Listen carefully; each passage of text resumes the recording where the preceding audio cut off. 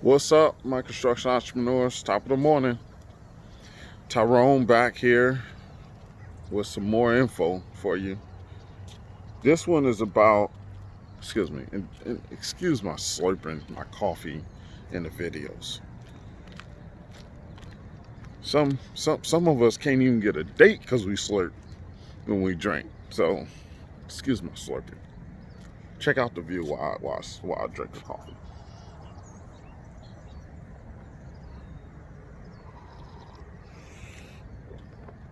Okay, so Um, I thought about it. Like every time I went on a walk, I was slurping coffee or slurping something. Um, Especially going on a walk in the early morning. How rude. Anyway, so look, being an entrepreneur, okay. Um, Not just being a construction entrepreneur, just being an entrepreneur because there's this where you can see a construction entrepreneur, you can be an entrepreneur, a serial entrepreneur, right?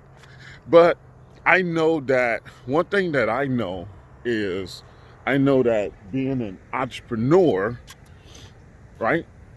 Whether you're in construction, electrical, whatever it is, we have a wandering eye. And I want to talk about that because in the beginning I had a wandering eye as a entrepreneur. I did not call myself a construction entrepreneur. The reason why is because I didn't really understand the value into honing my craft as a construction entrepreneur. Like staying focused on that, honing that, creating that wheelhouse. I always talk about creating a wheelhouse. What I mean by creating a wheelhouse is that you create a successful process, which is the business, right? You create a successful process, which is the business, um, which once you have that, you can add to it, add whatever to it, and that becomes successful as well within that wheelhouse. Or it gets spits out from the wheelhouse, doesn't work, doesn't fit it. But in the beginning of this journey, when I realized, like, oh yeah, you know what, I want to start this business, and then I want to start that business, and then I want to start this. Oh yeah, I want to get into that. I mean, I did, recycling to a point. I had this great idea to do recycling. I mean, I had great ideas to do rims. I was gonna do these these car truck rims with these different faces on it, right? Cartoon characters on the rims, and I had all these ideas. But the thing about with these ideas, right? Most of them I didn't move on, but a lot of them I spent a lot of time on designing, thinking about what move I'm gonna make, and it took up so much of my time, on these different ideas that I was doing, and some of them I moved on. Like I think I told you guys before, I used to I was a floor mate. I had a floor maintenance company outside of concrete. I had a floor maintenance company that I started with a buddy of mine named Mario. Which, if you go back on some of the videos, I had a falling out with Mario at a point because oh my gosh, we'll talk about that on another video. All right. So, but I started this floor maintenance company where I was working.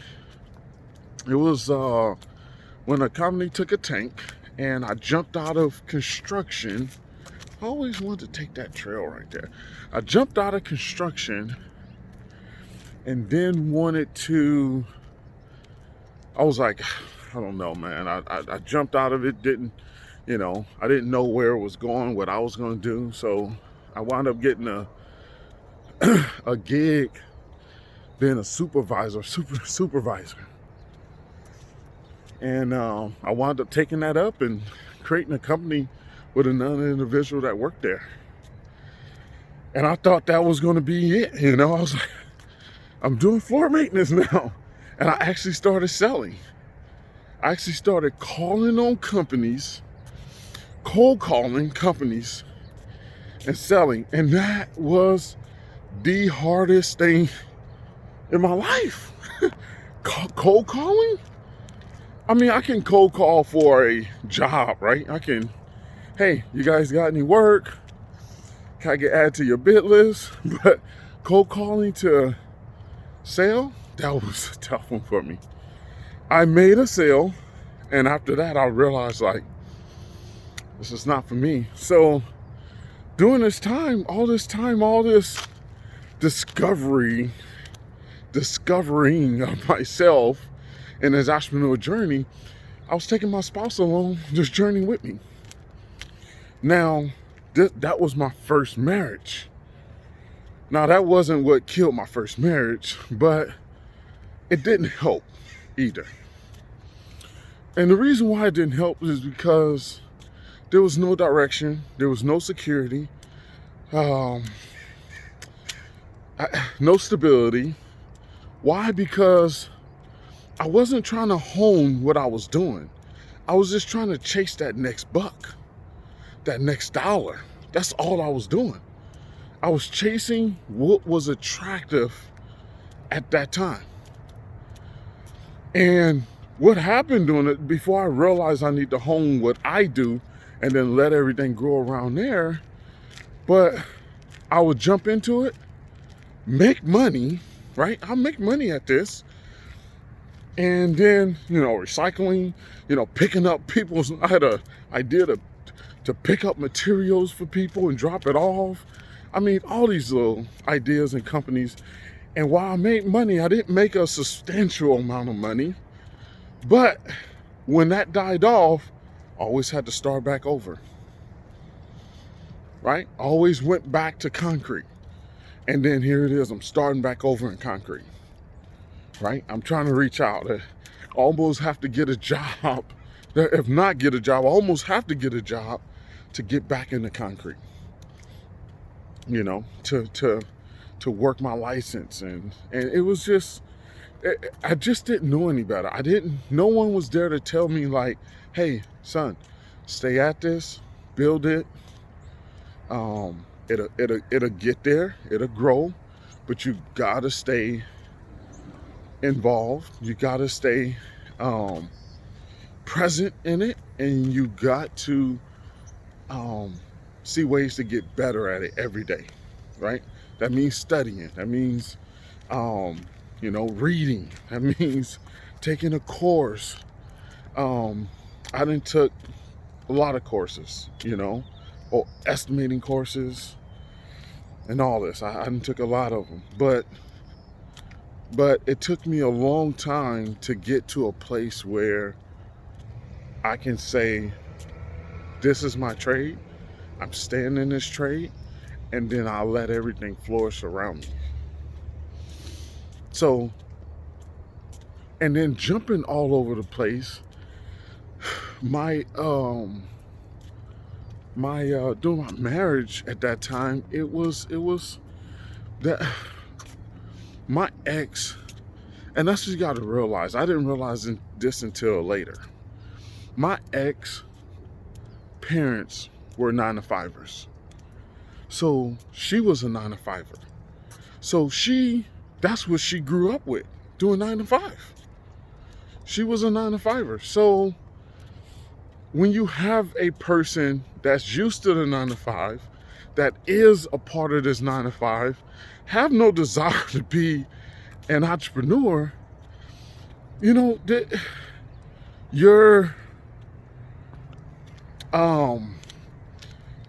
me being unstable or really just jumping all over the place, in other words, worried her. That was a stress point, right? There was times where, and rightfully so, sometimes, guys, we get wrapped up into this whole life so much that there's times where we don't even make any money. our spouse have to carry the load, you know. But and a lot of times it's because we haven't perfected or honed our craft, or stay fast at our craft, just staying in it, writing it out, and then also trying to get better at it every day. Trying to get back, not just trying, getting better at it every day. There was back in the day, and I wouldn't find myself doing a lot of it now, but back in the day, I made a point to read about my trade for 15 minutes every day. Whether it was an article, whether it was a news clipping, whether it was a story, every day I read 15 minutes about my trade. Every day I read 15 minutes. So I had the Concrete Network, where I'll go on their website and I'll read different articles and stories. So I'll just pull up different websites, different publications. I'll pull up, I'll Google different stories. I'll have books, I'll have magazines, right? I had everything about concrete. I used to be subscribed to different, the Entrepreneur magazine, and I'll look for articles in there that deals with my trade or around my trade, or sometimes just in business if I couldn't find that. But I made it a goal to read 15 minutes about my trade every day. And that has helped me so much, because when you read about what you do and what others are doing, you get so many solutions, so many ideas, so many ways to resolve things, so many different programs that you can actually use within your business to make it easier in your day-to-day, business life. This entrepreneur journey is no joke. So once I got out of, hey, I'm going to be a serial entrepreneur, I'm trying to be a serial entrepreneur while I'm running 6 brand new businesses, instead of, honing my one craft, creating a successful wheelhouse, right, where the operation is running smoothly, and then adding in these little other ideas where I can. That way it can continue to flow in the wheelhouse. And if that idea doesn't work, it gets shot out, or it doesn't fit, or it's not producing, or maybe it's a seasonal thing. The great thing about it is that I always got my craft wheelhouse to go back to. Always having a market, not just a trade. I'm talking about as a contractor, always having a market that you're good at, that you stay in, that you hone, right? Outside of the craft, just having a market. What I'm talking about as far as a market in the construction industry is, like, for me, it's public works. I can always go to public works and land a job. I can always go to public works and get work. I can always go there. So that's my go-to market, okay? Your go-to market may be union work, right? The ins and outs of union work, so you can go for the union jobs, union-based jobs. You may even know contacts. It may be restoration for some of you, right? The restoration market may be the hit, I'm definitely starting to get into the restoration market pretty well, because I love it that it's recession proof, it's pandemic proof. It's a strong market to be in, and definitely getting full force in that is what my goal is in the next year or two, as far as owning a restoration company.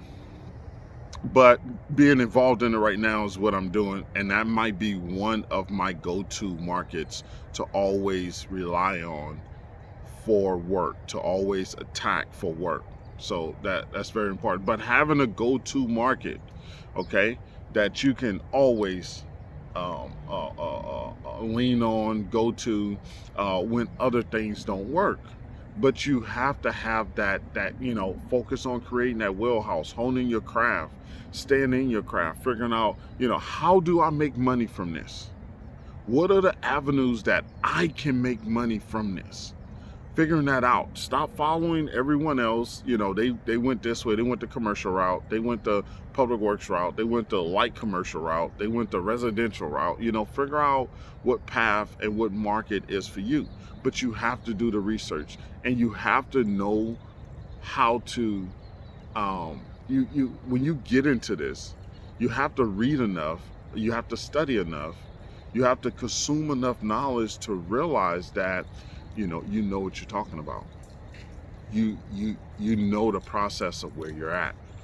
This is very important because you can't just want to jump into these different markets and continue to not know nothing, you know. And that'd be a lot of the issues, that we want to continue to do what we're doing but not get better at it, or think that we're getting better at it because we're just doing different jobs. You know, you this is a constant growth type business. Like you have to feed it growth. You have to feed it and if you don't feed it growth, if you don't feed it knowledge, if you're not constantly adding to it, and great things adding to it, you're just going to fall behind. You're going to always have that. You're always going to call yourself an owner with an employee mindset. You're going to call yourself an owner with an employee mindset. And you're not going to be able to get out of that rut. And then you're going to find yourself just going into this always a cycle where you're doing good, and then something goes wrong, and then now you're doing bad, and then you start all over. Doing good. Something goes right, goes bad, now you're starting all over. Then you find something, you're doing good. So when you're doing bad, you got a period where you're doing bad, and until you catch something else, you know, or you realize, like, I need to go back to this market that's where I'm familiar at, because I kind of waned or veered off of that, and then you get back onto that, and then you get back onto your little wheelhouse, you know, and it may be going slow now because you just got out of a bad cycle. But you have to avoid that cycle and stay fast at what you're good at. That way, if you're good at it, you don't have to worry about, you don't have to count on someone else. All you do is count on you, because you know what you're good at. You know where you can actually provide the most value for your company, for your family, and for yourself. So hone that craft. Get rid of that entrepreneur eye if you already know where your talents lie. Get rid of it. Stop wondering. Hone in, focus on your craft, create that wheelhouse, and then those things that attract you will come. And you can be that serial entrepreneur. You can be that successful serial entrepreneur. You can be that successful instead of being a serial entrepreneur starting 6 brand new businesses that's not making no money. Okay? It's tough. I'm not saying it's not doable.